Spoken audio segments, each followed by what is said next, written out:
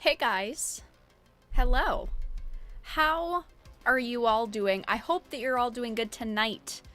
We are going to be doing my weekly Vera After Dark live stream. I have a couple of topics that are actually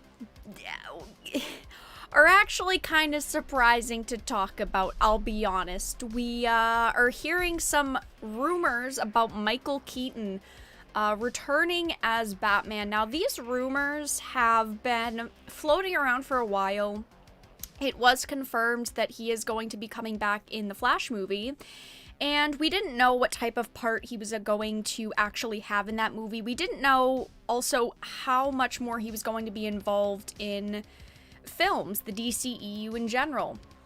And 2 days ago, it was kind of announced, sort of announced, not really announced, that Michael Keaton would be replacing Ben Affleck in the DCEU, and he was going to be resuming his role of Batman, but we are now finding out that that's actually not confirmed.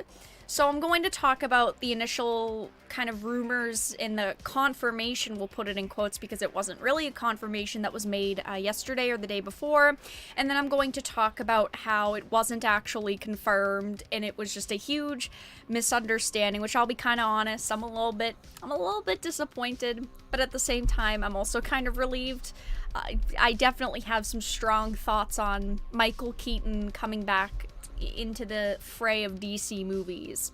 We're going to be talking about Jodie Whittaker and her reportedly leaving Doctor Who. Now, initially this might kind of sound like a surprise because they hyped her up so much. I mean, they shot her to the moon and back. They were so ecstatic to have a female Doctor, and they've been changing a lot about Doctor Who and the franchise in general, and there are now rumors that she is leaving after season 13, but when you kind of hear the context behind it, and you hear just the history of Doctor Who, if you know the history of Doctor Who, you're probably not surprised, but if you don't know the history of Doctor Who, you go, okay, well, I can kind of understand it because this is not the first time that a Doctor has left after only 3 seasons. I'm going to be talking about an article also that came out that is just fucking absurd in my opinion. Now, I've talked about Top Hat Studios a couple of times over the past few days. As you know, since A Cyberpunk Ghost Story is a game that's coming out on Nintendo Switch, and a lot of people surprisingly wanted this game canceled. They wanted Top Hat Studios to censor the game before it came to the Nintendo Switch, and Top Hat came out and said, we're not going to do that. We do not support censorship. We're going to support, the developers behind this game.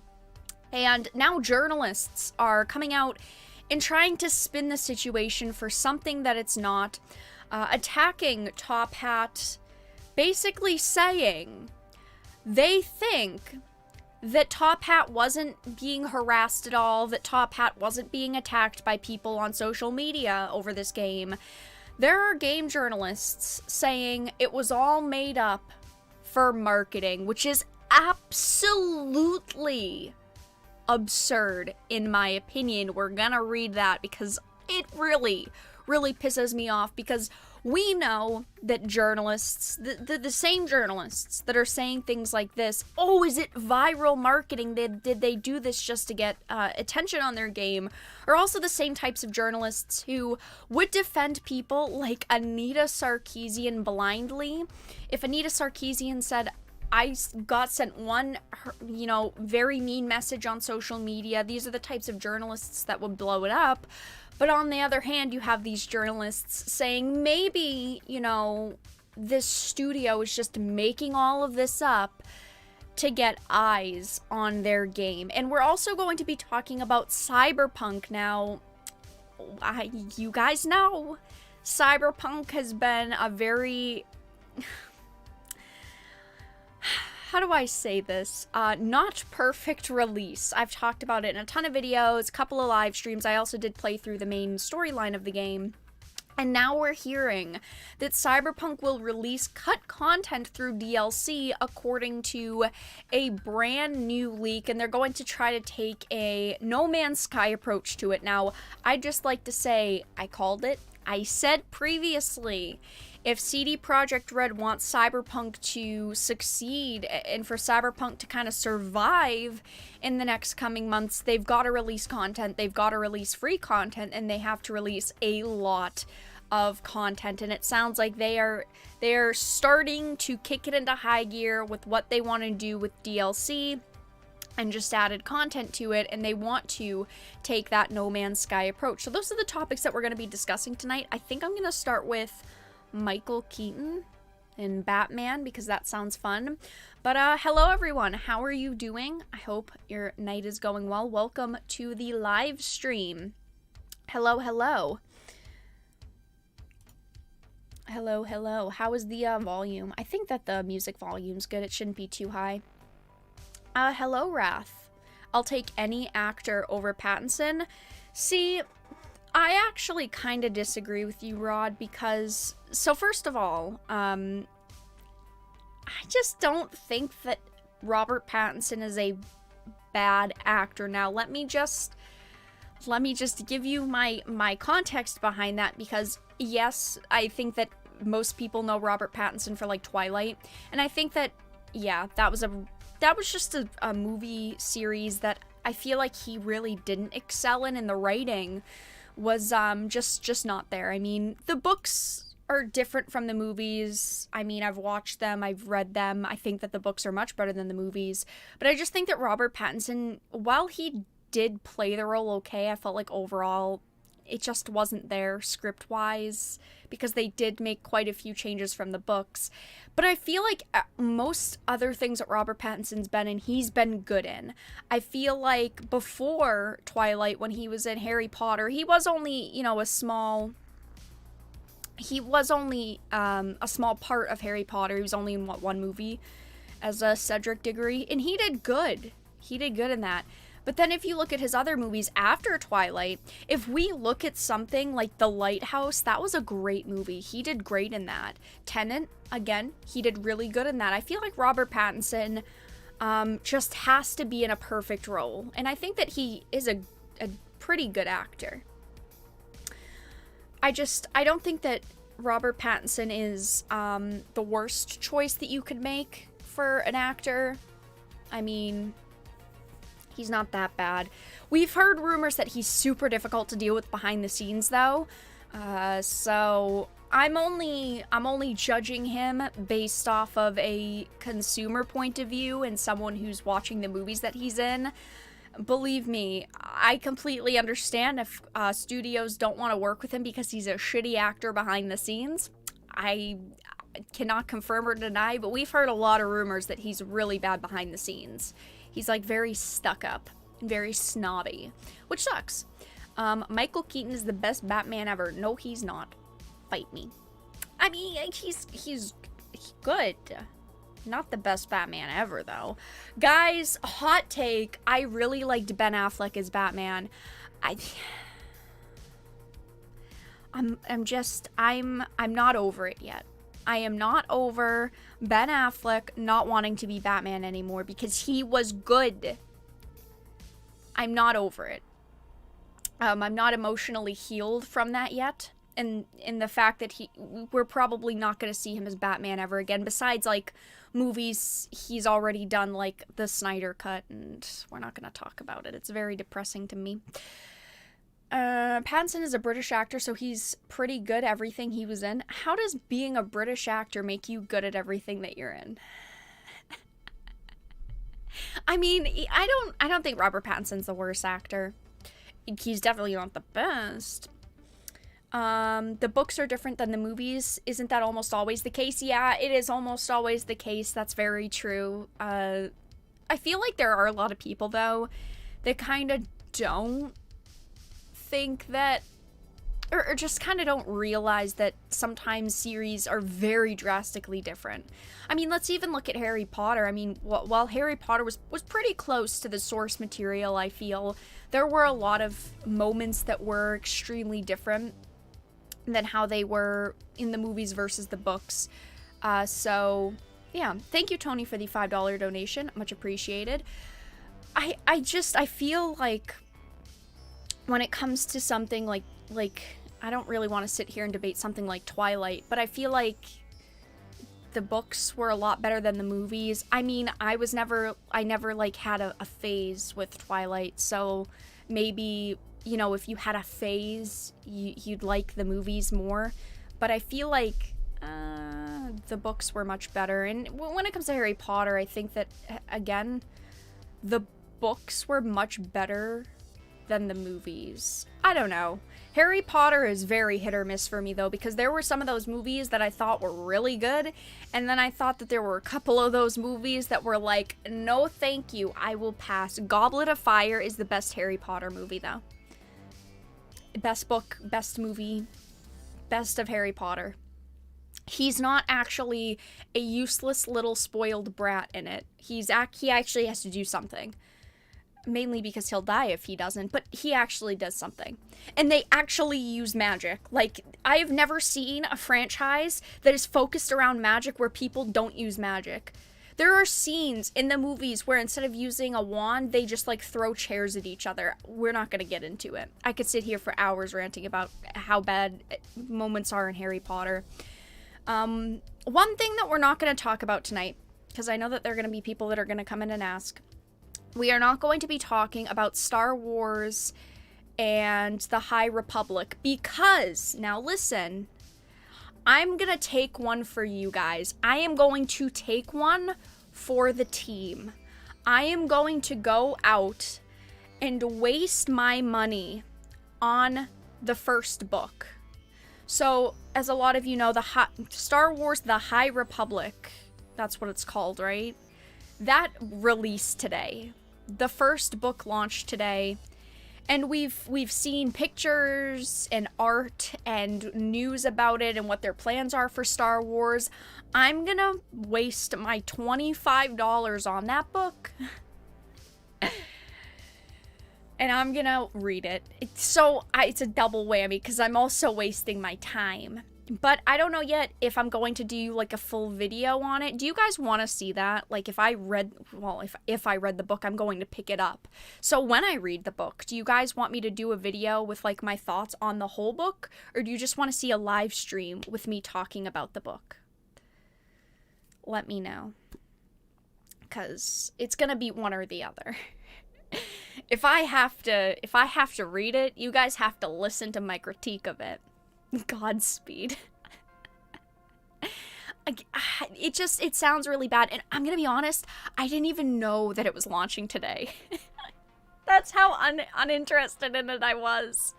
I was like, I saw it trending on Twitter. I'm like, why is High Republic trending on Twitter? I wonder if there's news. I wonder if there's information. Do we get spoilers? And it's like, it launched today. I'm like, oh.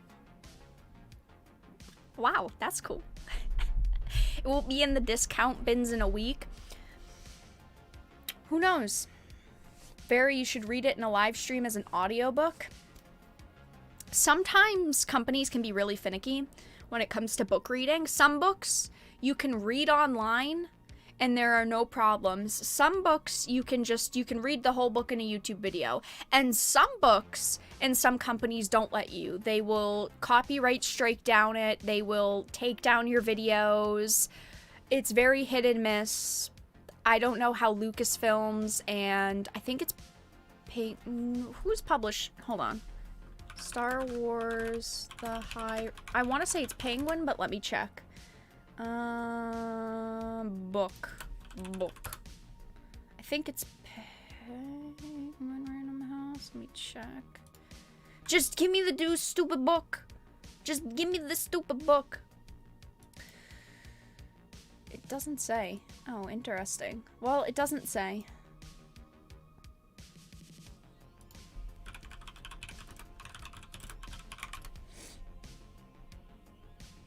I want to say it's Penguin Random House. I'm pretty sure that it is. I'm like 90% sure. But anyway, I am going to purchase it and I am going to read it, which which I'm not looking forward to all that much, if I'm going to be honest. But, you know, companies can be very hit or miss with if they'll take your content down if you read their books or not. So I'm not sure. I could take the chance.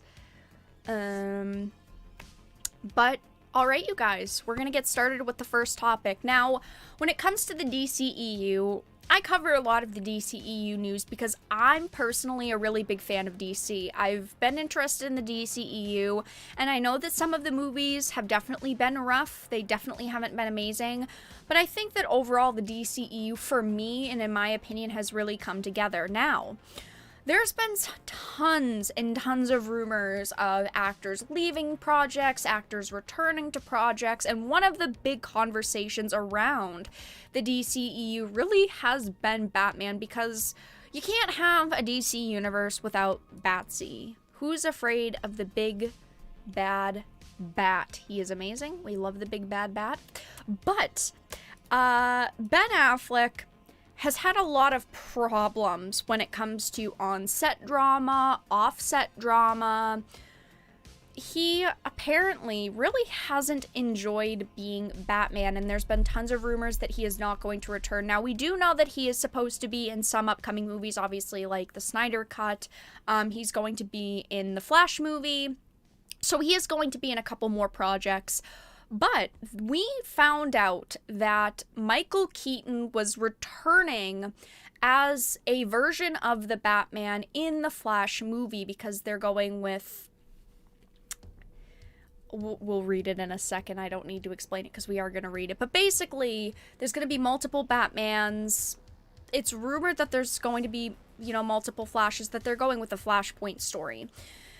But yesterday, was it the day before yesterday, there was a confirmation. Now just listen, there was a confirmation that Ben Affleck was out of the DCEU and Michael Keaton was going to be replacing him permanently in the DCEU. Now we know that The Batman is a solo movie which is coming out this year now, with Robert Pattinson, and that is supposed to be in another timeline. It is not the DCEU.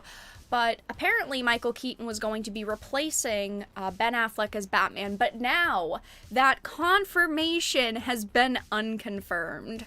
So Michael Keaton not confirmed for multiple Batman movies as DCEU rumor gets clarified.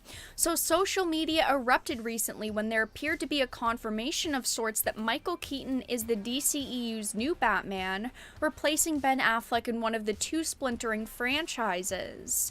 New York Times writer Brooks Barnes, who recently did a profile of DC Films president Walter Hamada, mentioned in the article that Warner Brothers will have two different film sagas involving Batman, played by two different actors, running at the same time. But later, when Barnes was asked to clarify on Twitter whether he meant that Warner will have two Batman franchises and that one of them will be headlined by Keaton, the journalist's reply was a single word: Keaton. Fans immediately jumped to the conclusion that Warner was planning a new Batman franchise featuring Keaton as an older Batman, but now Barnes has clarified in a follow-up tweet that he was only referring to a single movie. So it's been pretty murky. We've heard lots of different information, and it does sound at this point that they are unconfirming it. Now, they could do a 180 at some point and say, haha, got you, we are really doing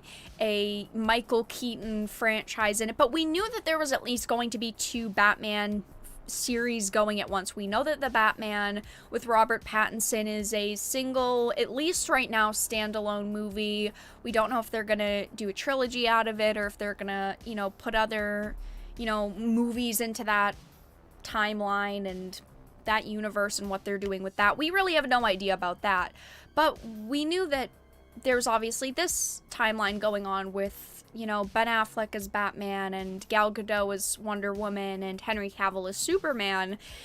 And the DCEU's been kind of up in the air because while we do know about things going on with, like, the Flash movies, so with the Flash and Cyborg, Wonder Woman is getting Wonder Woman 3, and Wonder Woman 1984 just came out, and it's technically the lowest rated DC movie, or DCEU movie film. We don't know exactly what's going to happen with Batman, and I think that that's really what everyone wants to know, because everyone loves Batman and cares about Batman as a character, and we've, over the past couple of years, definitely seen, you know, tons of information about the chemistry that a lot of these actors had on set. And then, of course, we have the Snyder Cut coming out now. So it's been really up in the air, but it says Ben offline moving apartments and return to see this Michael Keaton craziness. I was referring to the one film that Keaton has been announced as being in, not a set of his own Batman films. If I had info on him beyond The Flash, I would have obviously put it in my article. It says many fans are sure to be disappointed by his clarification. Their imaginations had already kicked into overdrive, imagining a live-action Batman Beyond franchise starring Keaton as an older Bruce Wayne, you know, who takes in a young protege to be the new Batman. Now, when it was confirmed, again in quotes, that he was going to return, I didn't really know where they were going to go with it, because they could go in multiple directions. I like Michael Keaton, and I thought that he was a good Batman. Would he be my number one choice to return as Batman? Probably not, no. But that doesn't necessarily mean that they couldn't pull it off. They could pull off, you know, an older Batman / Bruce Wayne training a young protege. That could be really cool to see. But at the same time, I'm gonna be honest, you guys, I'm getting pretty sick of seeing older actors return to roles just so Hollywood can get more of our money, because that's truly all they care about. They don't care about all the nostalgia that people have with these actors. They don't care about how much, you know, we would love the idea of seeing Michael Keaton back as Batman, or seeing these older actors return. They only care about making money off of us, and that's truly the only reason why they're even entertaining the idea of bringing these actors back. And we have seen it happen time and time again. I mean, spoilers for Wonder Woman. If you didn't see the end of Wonder Woman 1984, the post-credits scene, there was spoilers. I don't want to spoil it for anyone, but Linda Carter, you know, is coming back. She is playing right now the role of Astara, but she's clearly coming back. I mean, just look at all of the franchises that have been rebooted, and all of the franchises that are, you know, on number 12 in the freaking franchise, but they're bringing back an actor from number 1 or number 2 because it makes them money. Hollywood cares about money, and it's clearly making them money. It says, of course, his latest statement does not completely put the nail in the coffin for a Batman Beyond series. After all, comic book movies have recently seen a push towards diversity. The main protagonist of the Batman Beyond cartoons in the comics, they spawned a mixed-race Asian American who could become the DCEU's first major superhero with Asian roots. For now, it seems the only confirmed appearance of Keaton in the DCEU will be his much-hyped supporting role in the Flash movie, and if that appearance is a hit with fans, Keaton may very well be asked to appear in future films, and might even bring the Batman Beyond films into production. Besides the Flash movie and the confirmation that he's going to be in the Flash movie, there isn't anything else confirmed right now, which I know, as the article says, a ton of people are disappointed by. Many people are upset by this, and I get it. When we hear that something's confirmed and then it's not confirmed, but it's still hinted at, it leaves you with a lot to desire. But this is why I hadn't made like a video on it when it had broke 2 days ago. I was going to talk about it yesterday in the discussion stream that I'm doing tonight, but there wasn't some trailer to go with it. There wasn't some full confirmation. It was just one word. It was literally his last name. They literally just said Keaton, and everyone jumped on it, which I get it. Fans are super excited. Fans would like this. Everyone wants to see good actors return to roles. We all just kind of want that stability to know what's going to happen with the DCEU. But as of right now, he's not confirmed to be in any other movies or to be getting his own movie. He only, as far as we know, is going to be in the the Flash movie. And we don't know how big of a part he's going to have in that. He could have a small little role, or he could definitely have a much more prominent one. We won't know until it comes out. We've only seen one concept photo of him returning as Batman in the Flash movie, so I hope that will be good. If we get any more news on Michael Keaton potentially returning as Batman, getting back into the DCEU, I will definitely let you guys know. It'd be cool, I'll be honest. I don't know exactly where they'd go with it besides something like an older Bruce Wayne training a young protege, you know. Maybe at the end we could have some sort of self-sacrifice moment that really pulls on your heartstrings so that they can never bring him back because all they care about is making money off of old characters and older actors, and they bring them back just to kill them off. So they kind of con you out of your money because you hope that you're going to get an amazing moment, but half the time it's a half-assed moment. We really don't know. But I think it would be neat to see Michael Keaton back. There's no confirmation right now. All we know is that he is going to be in the Flash movie. So, with that said, we're going to move on to the next topic in just a minute. I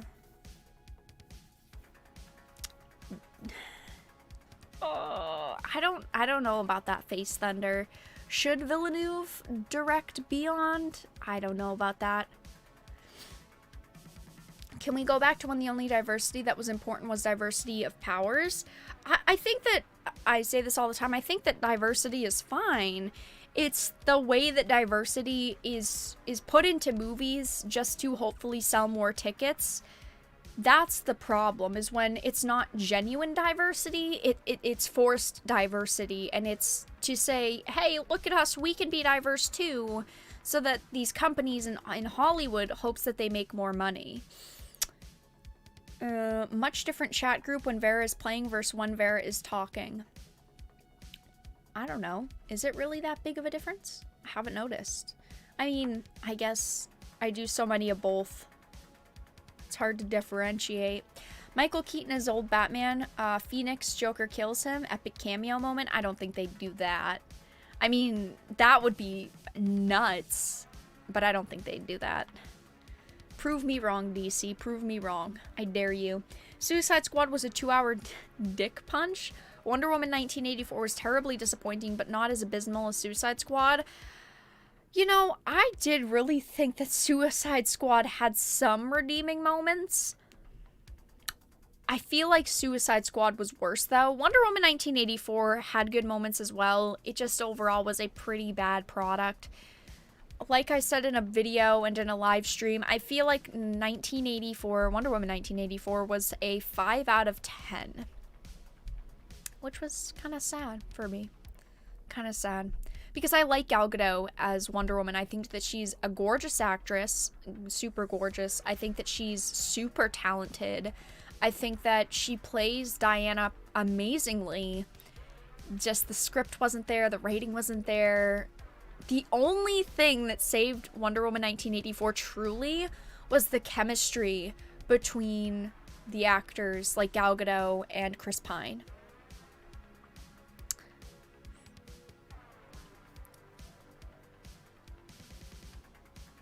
Yeah, I definitely say that Suicide Squad was worse. I'd probably give Suicide Squad a 4 out of 10. I kind of want to say a 3 out of 10. 3 or 4 out of 10. Can't decide. Suicide Squad, real bad. Wonder Woman 1984, bad. It's hard when you've just got so much bad going around.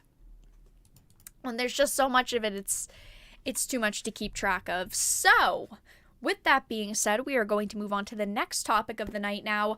I don't talk a lot about Doctor Who on my channel because I feel like Doctor Who just isn't it anymore.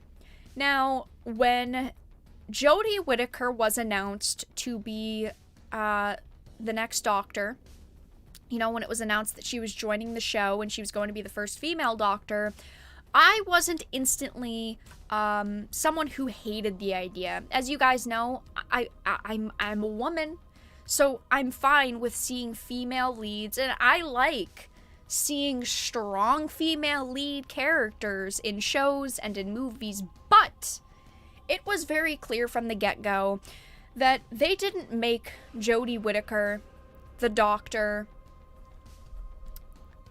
the 13th Doctor, because they just felt like it. It was clear that they wanted Jodie Whittaker to be the next Doctor, because they wanted diversity, and they wanted to say, oh, look at us, we can do female Doctors too, we can change the course of the franchise, and we can save this franchise, you know? But now, with a little bit of a twist, that's actually not that surprising if you know about Doctor Who's Jodie Whittaker is reportedly leaving after season 13. Now, I just want to say the BBC is refusing to comment on this situation in this story, so we don't have any confirmation. It's just a rumor. Take it with a grain of salt. You all know how it goes. But Jodie Whittaker is reportedly leaving Doctor Who after season 13, which is currently filming in the UK. In 2017, the BBC announced one of its biggest shakeups in the history of Doctor Who. Jodie Whittaker would be taking over as the 13th Doctor, the first woman to play the part. I thought that the idea of a female Doctor was interesting. I didn't know if they were going to pull it off properly. I thought that maybe, hey, they could pull it off. It was definitely different, but soon after it was announced that she was going to be becoming the Doctor, we could tell that it was just a diversity thing. You know, it wasn't a genuine, we really think that we can make the franchise unique and interesting, and none of that. It was none of that. It was literally just, how much diversity can we do? So it says the idea of a female Doctor first came up during the Tom Baker era, with Baker quipping about the possibility when he announced he was leaving the show in 1980. It had seemed like nothing more than a joke until, of course, Stephen's time as a showrunner, Stephen Moffat's time as a showrunner, when he established Time Lords could switch sexes by having the Master regenerate into a woman. It says Whittaker's time as the Doctor has been a controversial one, initially because of the decision to change the Doctor's sex, but increasingly because of the unexpected decisions taken by the showrunner, Chris Chinball. He is... I don't judge people for being weird, but he is one very, very interesting guy, let's just put it at that. He definitely knew what he wanted to do as a showrunner on this show, and he definitely did it. And we can see with, you know, the ratings, how people feel about his choices. It says Doctor Who Season 12 culminated in the Timeless Child retcon, revealing the Doctor is not a Time Lord, but rather is a being who potentially predates the entire universe. This was the problem with Jodie Whittaker as the Doctor. It wasn't, for me at least, the fact that she was a female. Yeah, I don't want to admit that I had a feeling it was going to be terribly awful. But the problem is that they went into it with all these big grand ideas, and they've continuously retconned things. They have changed so many things about Doctor Who. And if you're, a big Doctor Who fan, you probably don't agree with many, if any, of the choices that they've made. It says this revelation is quite a dramatic change to the show's continuity, and it has divided the fan base. Yeah, no shit, it's divided the fan base. When you take a franchise as old as something like Doctor Who, and suddenly you just start changing it because you can change it, not because it should be changed, you're clearly going to divide a fan base. It says it's reasonable to assume the Timeless Child retcon will dominate Jodie Whittaker's run in the mind of fans. Of course it will. I think that Jodie Whittaker's run as the Doctor is going to be remembered as one of the worst. It's so many different reasons, and unfortunately there's just so little that was good about her run, at least so far. Maybe the next season that she's in will change all of our minds, and we'll be like, oh, all of the puzzle pieces have come together, it all makes sense now. But but I'm 90% sure that it won't, and that it'll just be bad writing like the other seasons that she's been in. According to the British tabloid The Daily Mirror, Whittaker's time as the Doctor is reportedly coming to an end. Sources close to the show have told the paper Whittaker intends to leave Doctor Who after season 13, which is currently in production. It's all very hush-hush, one insider told the Daily Mirror, but it is known on set that Jodie is leaving and they are gearing up for a regeneration. Her departure is top secret, but at some point over the coming months, the arrival of the 14th Doctor will need to be filmed. It is very, very exciting, according to the tabloid. So, it says the Daily Mirror is a British tabloid, so it's not the most reputable source. What? Wow. Wow, Screen Rant. Way to just knock it to British tabloids. It's a British tabloid, so you know, it's not the most reputable source. Yikes.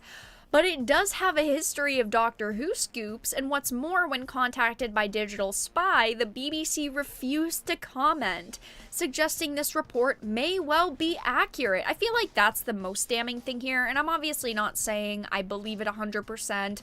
I'm definitely not saying it's confirmed either, but to me, when, you know, the BBC doesn't comment on a rumor that they'd clearly want to squash very quickly, it seems like, okay, maybe it is legitimate. It makes me believe it a hell of a lot more. But a lot of people have kind of been going with Jodie Whittaker quit. Jodie Whittaker is done. Jodie Whittaker is putting her foot down, but a lot of people are spinning it as that this is a very rare situation, and I'm not calling anyone out specifically because everyone's got their own opinions. Your opinion is just as valid as mine, but a lot of people are saying it's very shocking that this has happened, but it really isn't when you look at the history of Doctor Who. It says the second Doctor, Patrick Troughton, left after 3 seasons and famously advised 5th Doctor Peter Davison to do the same, and so-called 3-season rule has also been followed by Matt Smith and Peter Capaldi. Even David Tennant only had 3 seasons, although technically his tenure was extended by a number of specials. I mean, Jodie Whittaker has had a special already as well. She's had 2 specials, right? But regardless of that, this isn't that shocking. Many actors who have played doctors have left after 3 seasons. I mean, there's something called the 3-season rule that's kind of gone on in Doctor Who. So, while it would sound a little bit surprising because clearly they had more plans for her, when you look at this and the fact that there's been tons of doctors who have left after 3 seasons, it's not that shocking, but it did sound like they had a lot of plans for Jodie Whittaker. Like, they wanted to keep her around for a long time. And a couple of weeks back, I want to say at the beginning of November or late October, we had heard a rumor that Jodie Whittaker was really not enjoying her time as the Doctor, and she was trying to find a way to get out of her contract, and that she was actually looking for a way to quit, basically. And with those rumors happening a couple of months ago, also combined with the fact that we're hearing now that she's considering leaving, and also with the BBC refusing to comment something that they'd clearly want to squash if it wasn't true, it all seems like the puzzle pieces are coming together and that they do want to replace her. Now, if she was replaced, or it seems like she wants to quit, I should say, not that they want to replace her. Now, if she quits and they do have to replace her, that's a whole different conversation. That is the conversation of, are they going to go back to their roots? Are they going to go back to a male doctor? Are they going to pass down the torch to another female actress? What if they did something and went with like a non-binary, you know, doctor? What if they went with all of these things? Because again, it was pretty obvious that when they went with a female doctor, they had a specific narrative in mind that they wanted to push with the show, and they've definitely done that. They've retconned a ton of stuff, they've changed a ton of stuff, all in the name of diversity. So it says, I disagree with this little section. It says, it would be a shame to see Whittaker go. I disagree. Although she is a talented actress, recent scripts have left a lot to be desired, and she hasn't really had many opportunities to demonstrate her skill. I want to point out that this is I don't want to say it's true, but it's true in my opinion. I feel this way because Jodie Whittaker's never been some giant actress, but I feel like a lot of her acting has seemed pretty held back because it seems like she's done better in other things she's been in, and I feel like in Doctor Who she just hasn't been that great. So maybe this just hasn't been great for her, and maybe she hasn't gotten to demonstrate her skills, or maybe she's as dull as a rock. I can't confirm or deny, but it says the recent Doctor Who holiday special was a welcome change because there she was able to portray the Doctor as emotionally wounded due to the shock of learning her whole identity is a lie. No doubt the showrunner intends Doctor Who Season 13 to build on the Timeless Child retcon, even if it has been cut to just 8 episodes in length due to disruption caused by the coronavirus pandemic, or at least as far as we know. It's been cut to 8 episodes because of COVID.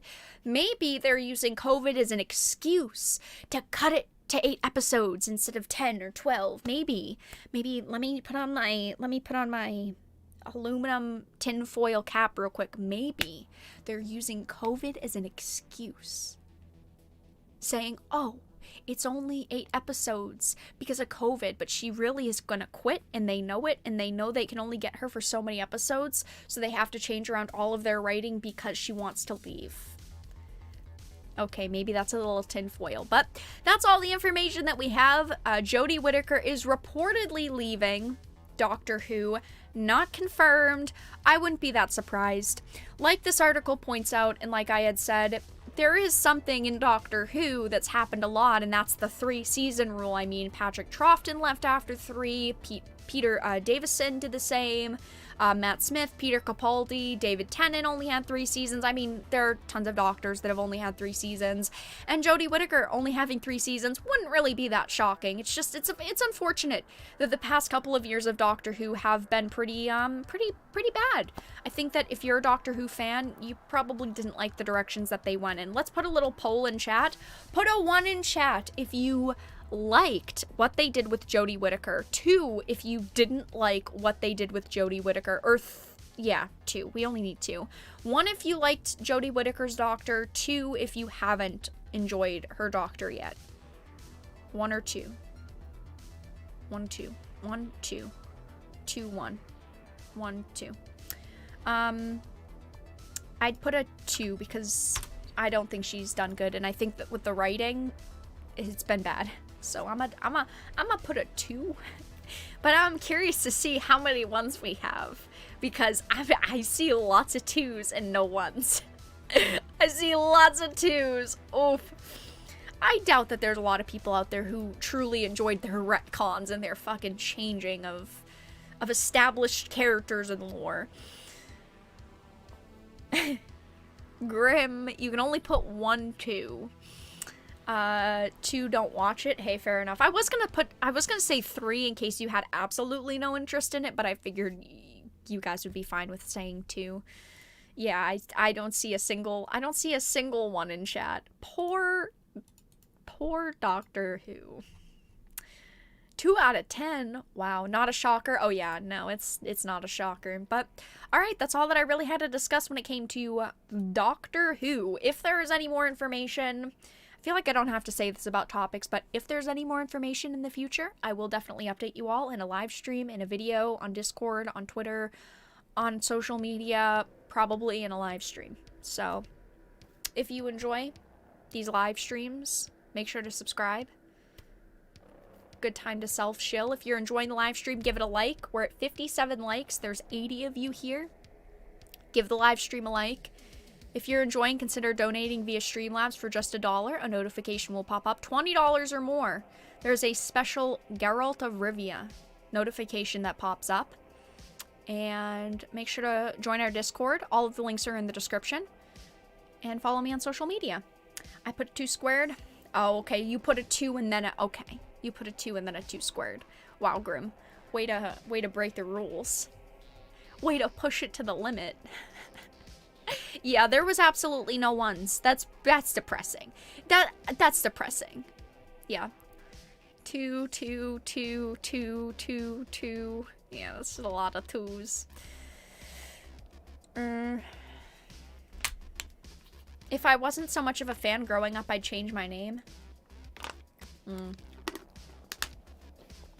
Vera talking about a waifu game, but no waifu sweater. Yeah, I'm not wearing my waifu sweater. I'm sorry. I could put it on, but that seems like work, because then I have to get it. No waifu sweater right now, at least. I'm gonna be doing a video on this tomorrow, though, so maybe I'll wear the waifu sweater for it. I don't know. Don't quote me, but I am going to be doing a video on this. My past couple videos, I've talked about this situation twice, and I really wanted to make another video on it just because of articles like this, which piss me off so badly. I will never get social media, not even for Vera. Okay, Star Wars Tragedy. Hey, social media is not for everyone, that's for sure. I completely understand that. Social media is not a yes for everyone. It can be good. It can be good, but it also is sometimes lots of bad. Alright, you guys, so we're going to move on to the next topic of the night. Now, over the past couple of days, have talked about the situation a couple of times between Top Hat and people online and journalists. It's been a big situation. So, if you guys don't know, let me wrap this up very quickly. If you want to, hear the situation in depth, I do have 2 videos up on it. Basically, there's a game releasing called Sense, a Cyberpunk ghost story, and there are people on social media who want this game canceled now. It is already out on PC, but it is releasing on the Nintendo Switch, and there are a lot of people who wanted the game censored on the Nintendo Switch. They are saying, why would Nintendo accept this game? It is disgusting that you would publish a game like this. They're basically saying, censor the game or you're gonna regret it. And Top Hat Studios had come out and made a statement saying, there are a lot of people who are angry with us, people who are threatening us, sending us death threats, people who are trying to ruin our reputation, that want us to censor this game, and we will not censor this game. And I think that is amazing on their part. I am 100% behind Top Hat Studios. I've talked to the people at Top Hat Studios before. They're a great group of people. They've done a lot of work in the past, and I talked about them actually like a year and a half ago in a couple of videos. And there has been a little bit of controversy since they had made that tweet, but there are now lots of journalists actually who are coming out accusing Top Hat of faking all of this, saying, we don't think that these death threats are real.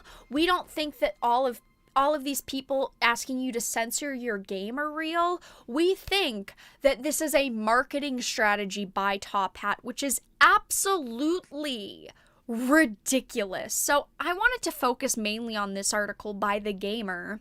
Top Hat Studios and Cyberpunk anime game Sense, anti-censorship or viral marketing. Now, I just want to say, a lot of people didn't know about Top Hat before this. Top Hat is an indie group of people who port and publish games and visual novels. They are considered indie, and a lot of people hadn't heard of Top Hat Studios before. I have followed Top Hat Studios for years. I have talked about them over the past couple of years that I've been making content. I've followed them on social media for a long time. They are truly anti-censorship. They do not support censorship at all. This isn't just like a flip of a dime for them. They've always stood very, very steadily in their stance of no censorship, fuck censorship, just like I have. So, a lot of journalists are like, maybe this is just some kind of game that they're playing. If you looked into their history, you'd know they've always said fuck censorship. So it says Top Hat Studios has stated that it will not censor Sense, a Cyberpunk ghost story, although it looks like nobody even asked in the first place. So I am using an archive because I don't want to support this website at all whatsoever. On Friday, January 1st, 1st, Top Hat Studios posted a tweet about Sense, a cyberpunk ghost story that's since gone viral. Developed by Suzaku and published by Top Hat itself, Sense is a horror game that combines the cyberpunk genre with traditional Cantonese folklore. It also boasts an aesthetic that has caused quite a bit of a stir over the last few days, instigating discourse about censorship or a lack thereof.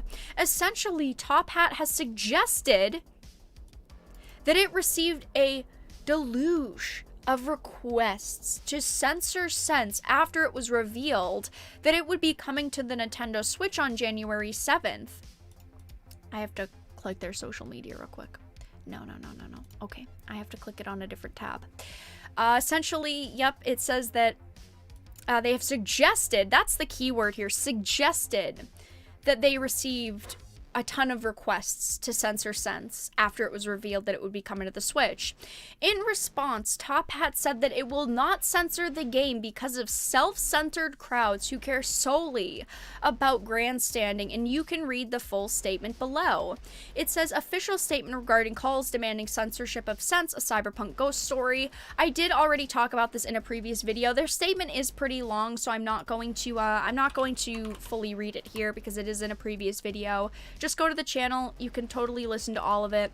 It was a great statement in my opinion. I truly think that they stood behind what they wanted to stand behind. They've made quite a few, I guess I'm just going to call them, I don't want to use like brave and stunning, but kind of brave words. Basically saying fuck censorship because they know that a lot of people in the industry now aren't going to respect them because they won't censor a game that a lot of the SJW types of people like, or dislike, I should say. So this article has suggested that it received a bunch of requests to self-censor the game. Now, I'd like to bring up this Twitter thread really quickly. I'm not going to read through all of it because I did talk about this in a video as well. We originally did not want to make this post as to not accidentally incite a search for these people. However, there are now industry-adjacent people slandering and gaslighting us as liars, and we've compiled a sampling from Twitter, Facebook, and email. Here's a couple of them, because they're suggesting that they're getting threats. Nintendo dedicates itself to promote a male-gazed, pornified version of women. I feel for the young girls starting to realize how objectified their bodies are in society. Would be a shame if something was sent to blanked out, huh? That was a dox. A dox of one of the developers. Sick. Twisted. Hope you enjoy the coming legal action. Disgusting incel garbage. Can't you keep your cesspools on 4chan? Let me find another one. This is so fucked up. Why are gaming designers so porn addicted? And why do we never see massive male genitals? Well, we do see it in plenty of games like Cyberpunk where your dick is literally falling out of your pants. But this is so fucked up. Why are game designers so porn obsessed? These are the types of messages that they're getting, and yes, some of the messages are blanked out that have sensitive information because there were quite a few people with Top Hat who were doxxed and were sent extremely disgusting messages. But it says that their response to this initial tweet thread of Top Hat's statement was, admittedly, this all reads strangely. A quick Google search will show you that Sense launched for PC back in August 2020 and received in and around 60 reviews over the course of 4 months following that. The number has almost tripled since Top Hat published its statement on Friday, which leads to a healthy dose of skepticism as to the veracity of its intentions. Now, if this was something like The Last of Us Part 2, now, we can't use that because it's a giant game, but I think you all understand what I'm saying. If this was a game that leaned in a very specific direction that these journalists would have supported, you know that would have been their evidence that the studio wasn't doing it for attention, because they say that the game launched on PC back in August 2020. If this was a game that SJWs had made, you know that the SJW journalists defending it would have said, why would they need the publicity? This isn't the first launch of the game. It already launched on another platform successfully. You know that they would have used that comparison, and here, of course, they're using it as if it's a fighting point, like, oh, well, that means that they didn't get the attention that they wanted, so now they're trying to create a situation. It says one Steam reviewer notes on January 1st that they bought the game to reward Top Hat Studios for giving a big middle finger to the SJW cancel mob.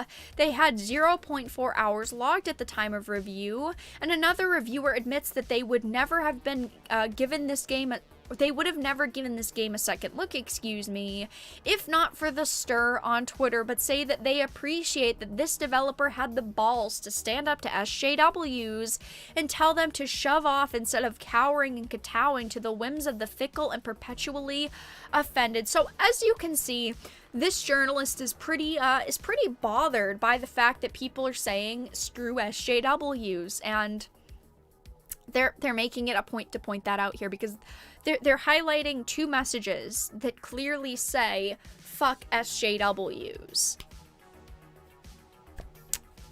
You can tell that they're pretty offended.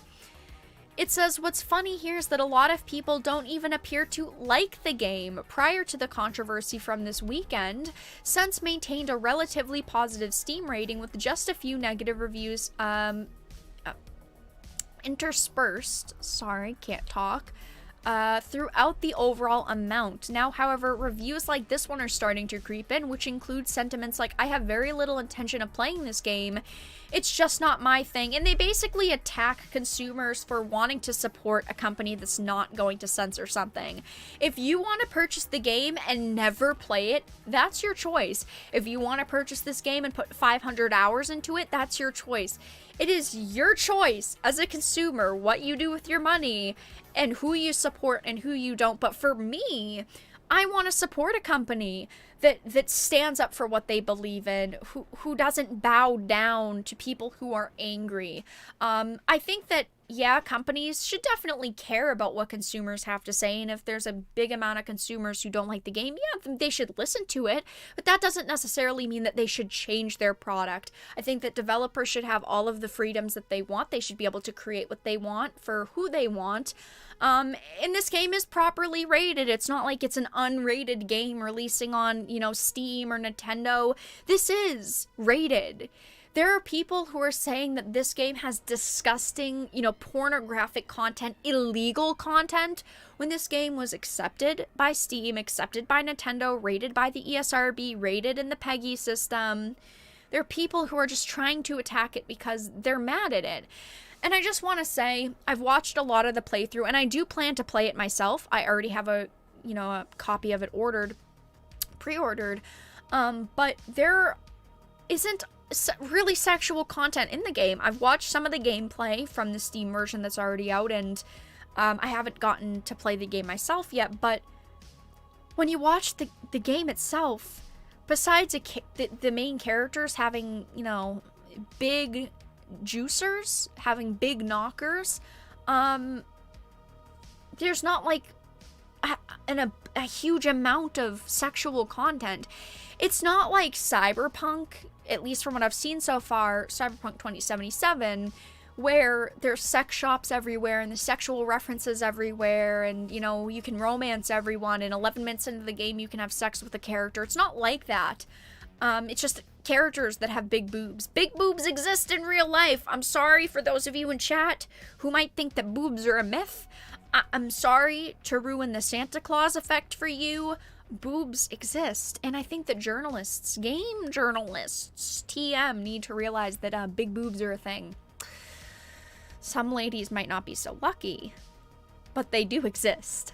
It says, after Top Hat's original tweet, some people, myself included, expressed skepticism as to how truthful the statement was. The evidence above discounts any claims of review bombing, given that there are only 4 reviews on Metacritic and all of them were posted before any of this even came to light. Steam is where the vast majority of the reviews actually appear, and I went through every single review posted on the platform. Yeah, sure you did. Sure you did. I doubt it. I want to see the evidence. Where's the receipt? Where's your browsing history? Where's your browsing history that shows you spent 10 hours going through reviews, 5 hours going through reviews? Where's the receipt? It's only fair that you're accusing someone else of not having receipts that you yourself have a receipt for it, right? 2 can play at that game. It says Top Hat has since gone on to collect some of the messages and replies it has received via Twitter and other platforms, and the thread is 5 tweets long, although 3 of these are just smaller segments of the image included in the parent tweet. So of course, they're saying even though they've provided evidence that they've received death threats and doxes and there's lies being spread about them, let's cause another issue. Let's spin this for all that we can. So yeah, they might have posted evidence, but let's try to discredit it by saying, well, one of the posts had a lot of tweets in it and a lot of negative messages, but these other ones only have like 3 messages each in them. Oh, wow, that's just a problem. They don't want to admit that there is evidence because they want to be able to spin it as maybe it was manufactured outrage, maybe it was fake outrage. That's what they're trying to do here. There's literally evidence in front of them proving that there were awful things sent to these developers, awful messages sent to these developers, and they're just trying to blow past it as if none of these messages exist.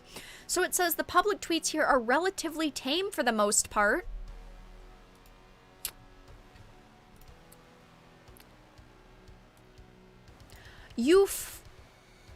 I don't even want to say it. You fucking cunts. Women are suffering from the pressure of body image and you have to make this? Question mark? Question mark? Question mark? I mean, most of these are tamed. Disgusting. Hope you get shot. You effing incels.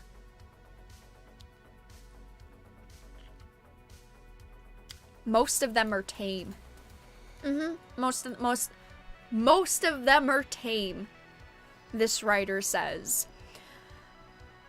It's important to note that while I am sympathetic to the devs receiving horrible messages, I'm sympathetic, but there's a catch.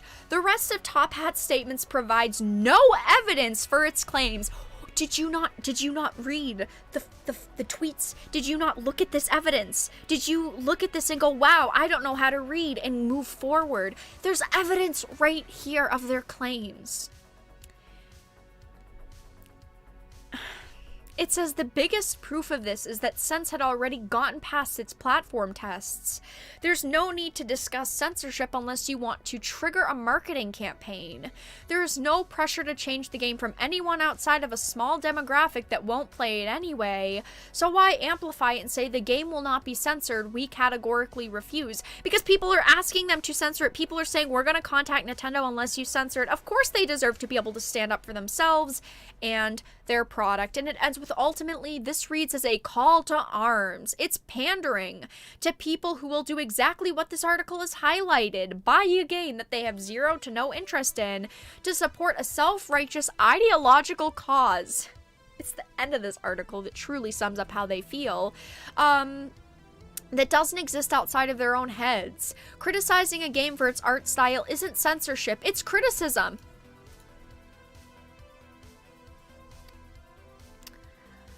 The art's over-sexualized, it's degrading to women, typical Japanese anime looking like sexualized trash. How many fucking real actual women do you have on your team? Any?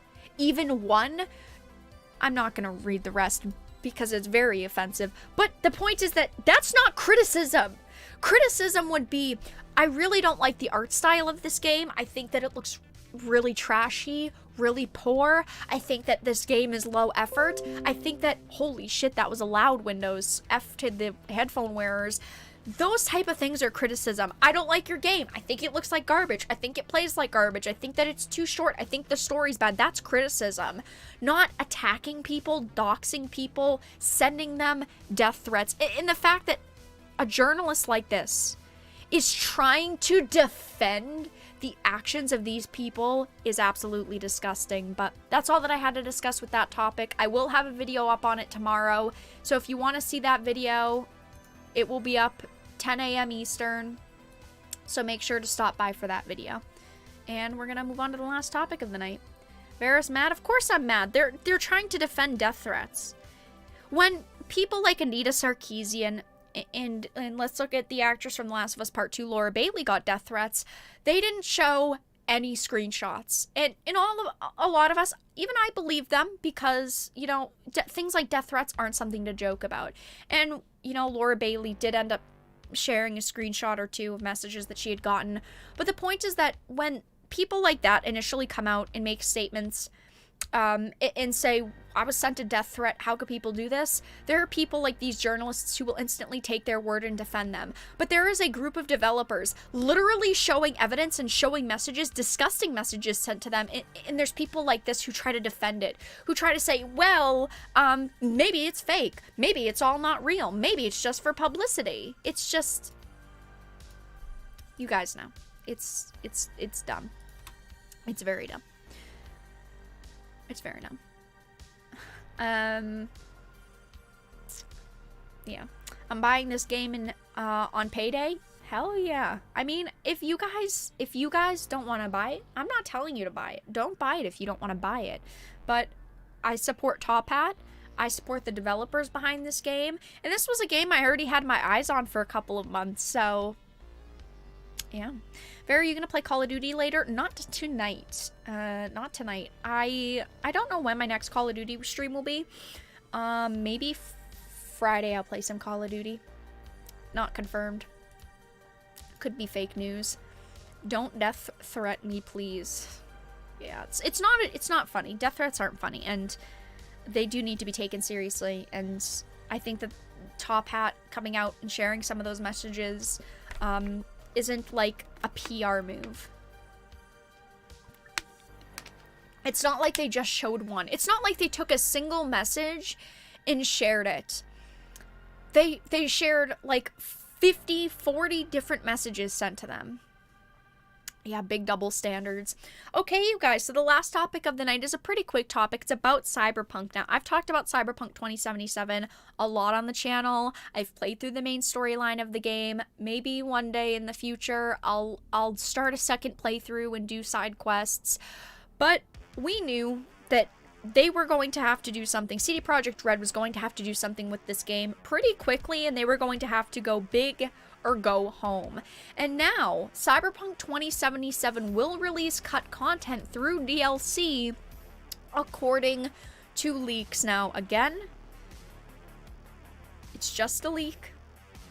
Take it with a grain of salt. Just a rumor, not confirmed. But it says an alleged developer from CDPR has shared the company's plans for Cyberpunk DLC, outlining a plan of reintegrating cut content through later releases in order to improve the game and get it to the state that was promised at release. There's certainly plenty of cut content for the team to use. Fans have all been discovering sorts of in-game features they probably weren't supposed to find.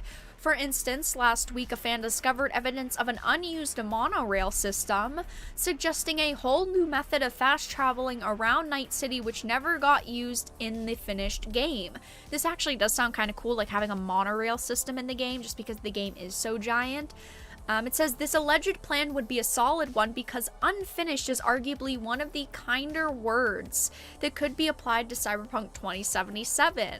The release of the long-anticipated RPG sparked one of the biggest video game controversies in recent memory. The versions that released on PS4 and Xbox One were found to be all but unplayable thanks to a litany of major bugs and glitches. I played it on PC, and even though PC does does run a lot better than the console versions, especially the PS4 and Xbox One versions, I still faced a lot of problems. There were still gaps of a couple of hours where I literally couldn't get the game to run. I couldn't get it to play. Things were not rendering. It would rubber band me back. You know, my saves weren't working properly. Even on the PC version of the game, which is the much more polished version of the game, I had a ton of problems. Now I know that they're working hard with patches, and they definitely deserve, you know, like, positive attention for that. It wasn't just a game that they released and they completely forgot about. They do deserve some praise for it, but at the same time, it's hard because you want to be mad at CD Projekt Red, but you can't be mad at the developers. The developers weren't the ones picking the date which it launched. The developers were only the ones deciding what content got fixed and what content stayed broken. If the investors weren't so greedy, if the high-ups at the company weren't so greedy, this probably wouldn't have happened and the launch could have went much smoother. But it says now it seems like CDPR is in a dedicated damage control mode, according to a lengthy and impassioned speech from someone claiming to be a developer on Game FAQs via DualShockers. The potential employee goes into detail about CDPR's plans to reintroduce all-cut content through DLC and patches, set to begin arriving in March. The developer condemns the executives at CDPR for a variety of reasons. Whether or not this is a legitimate source, it's hard to deny that the executives mishandled the controversy, leading Open Critic to issue a warning about the console versions of the game, but they also claim that the company is planning a No Man's Sky style comeback through the DLC schedule. I called this shit a month ago after the game came out and there were tons of problems. I said the only way that CD Projekt Red can save Cyberpunk and themselves is something like a No Man's Sky style comeback. They needed to dedicate tons of time, tons of work, tons of effort, tons of energy and money into Cyberpunk and extra content. They can make it work because I do truly think that Cyberpunk at its core is a good game, could be a great game, but it's just, it has too many bugs, too many glitches, too many problems, it's too broken. But if those things weren't there and it was a perfect launch, it would be an amazing game. It says No Man's Sky was once in exactly the same situation as Cyberpunk is now. When the ambitious title released in 2016, fans were thoroughly disappointed in it. There was far less content, than the developer had promised, including omissions that the developer flat out lied about it. The game was mercilessly panned and largely abandoned by players, but it's actually not now. You know, it definitely had a rough launch. It launched with shit tons of numbers, broke records, and then a lot of players abandoned it. But Hello Games worked for years and are still working on No Man's Sky, and now No Man's Sky is a really great game. It went from being rated like a 2 or a 3 out of 10 to now No Man's Sky is rated like an 8 out of 10. It is a solid game now that they've fixed it, but they fixed it for 4 years at this point. They have been fixing it 4 years, and they've put tons of effort into it, and also money. It says, or it ends off with, it looks like a redemption story like this is Cyberpunk's best shot because no one is happy with the game right now. Sony's unprecedented decision to remove it from the PlayStation Store and offer full refunds is good for fans, but devastating for CDPR, and the company is now facing down a lawsuit as well. The leaker claims that the actual full version of Cyberpunk should be playable at the end of 2021, and one can only hope that they're right. So that's all the information that we have. There is supposedly a very angry developer who has come out and made some statements. Now, I just want to say this stuff's pretty predictable. If we look at something like a content release schedule, them saying at the end of 2021, Cyberpunk will be in the state that CD Projekt Red wanted it in initially when it launched, that's not surprising. We expect it to take like a full year for the game to be perfect or for the game to be what they wanted it to be. I do really hope that they can change this around. I hope that they can put out tons of DLC and content for Cyberpunk 2077, and I hope that CD Projekt Red can finish their, finish the game and fix their damaged reputation. I really wanted Cyberpunk to be good, and while it was okay, it needs a lot of work, a lot of effort put into it, and I think that they can do it. There's a great team behind Cyberpunk.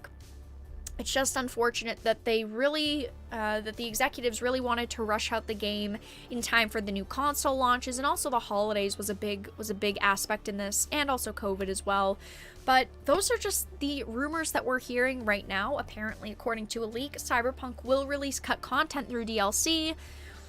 Initially, they said it was going to be paid DLC launches. It might be free now. I would hope that their first at least couple DLC launches would be free to everyone. I think that's the only way that they can really make people come back to Cyberpunk. And if you look at Steam numbers, Cyberpunk's numbers are super down on at least Steam. I know that they've dropped like 60% or like 50%.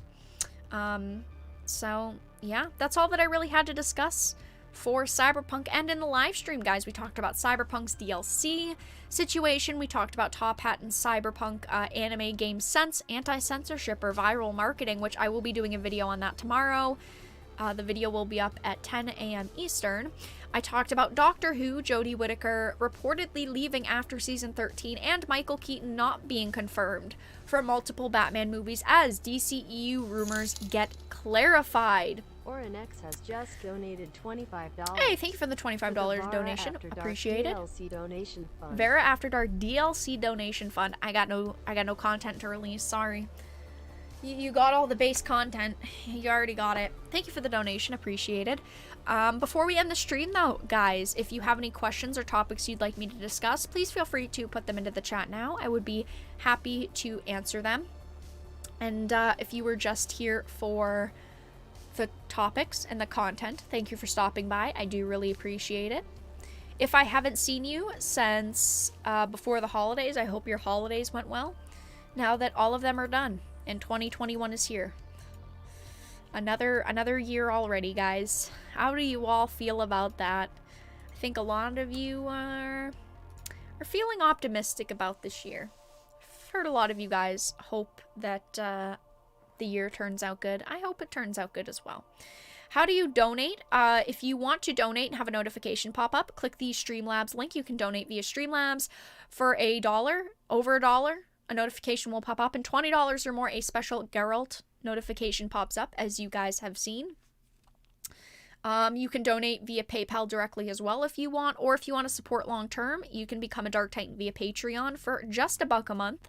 I appreciate all of the support. 69 people in chat.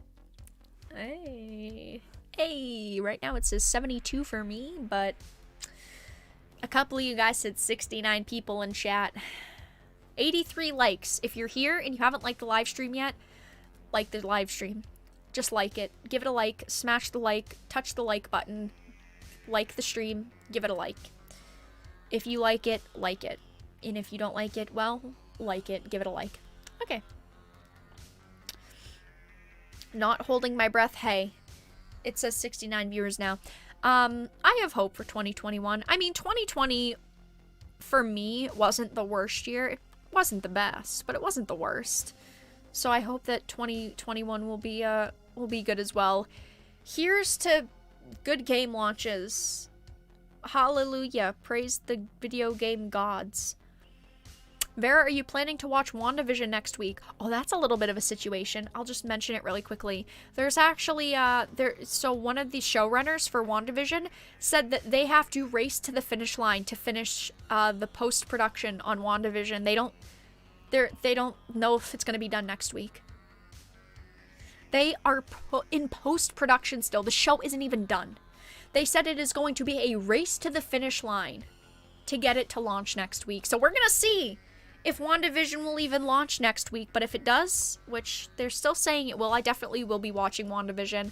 In 2021, I kind of want to do more solo discussions about shows and movies, like I did with my Wonder Woman video a couple of weeks back, 2 weeks ago, a week ago.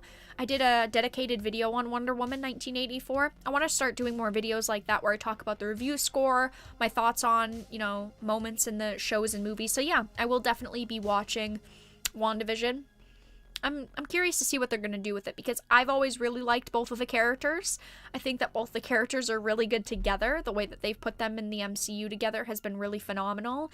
They're actually one of the few couples in superhero movies in general that I think are actually like a good couple.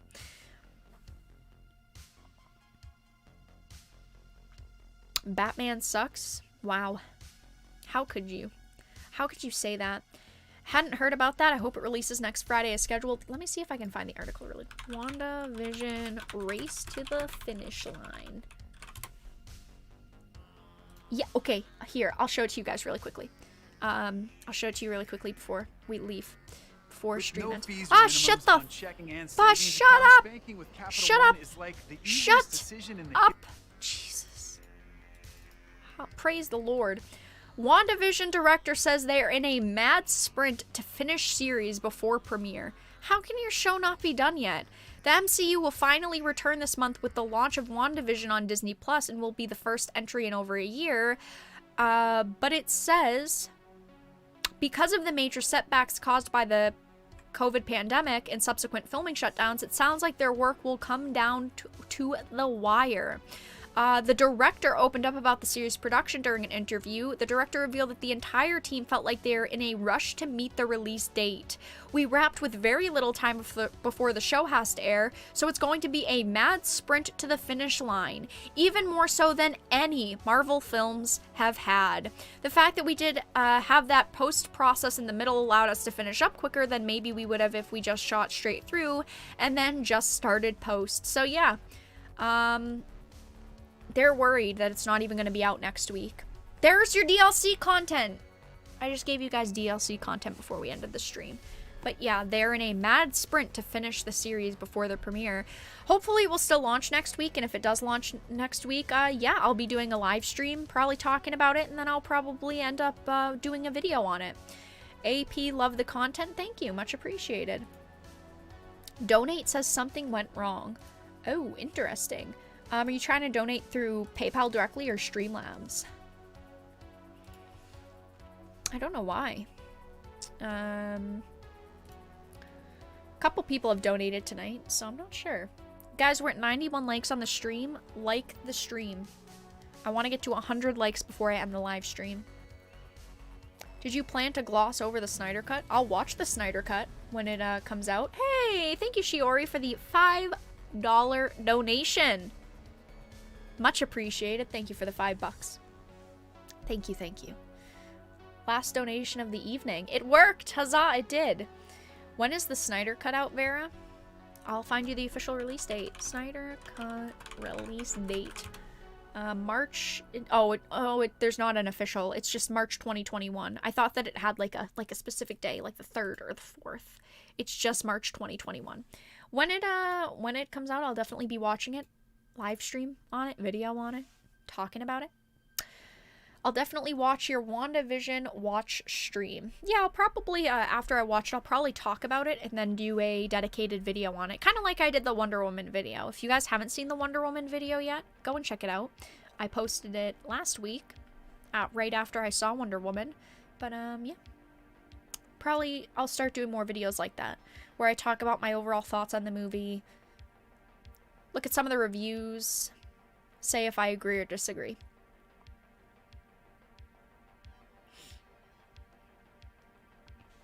DLC, yeah. There's the DLC. Here's the DLC part of the stream. Yeah, I just gave you guys DLC. Big fan of Elizabeth Olsen and Paul Bettany. I agree. I think that they on their own are really good actors, but I think that together they have such amazing chemistry. And I truly don't... I don't see a flaw in their characters' how should I say it, like, relationship in a way. I just feel like they've set it up in such a good way that's just been flawless. And that's why I'm so excited about WandaVision. Yikes, Wonder Woman 84. Yeah, yikes. Yeah, it was kind of yikes. It really was yikes. It's very unfortunate. But alright, you guys, I am going to end the live stream here. Thank you all so much for stopping by tonight. I do really appreciate it. We talked about Top Hat, Cyberpunk, Doctor Who, Michael Keaton Batman, and I threw in some DLC WandaVision. They're in a mad sprint to finish the series before premiere. I don't know, guys. I guess we're gonna have to see if it launches. I think it'll launch. Who knows? But thank you guys so much for the donations tonight and sticking around. Much appreciated. If you guys are not already part of the Discord, please make sure to join it. We are very active there. I do tag you all when I go live in case YouTube doesn't notify you of the live streams, because YouTube doesn't like to notify people of the live streams. If you guys want to support the channel long term, consider becoming a Dark Titan via Patreon for just $1 a month. And also follow me on social media. All of the links are in the description in case you want to support and follow. But thank you all so much for stopping by, and have a fantastic evening, everyone.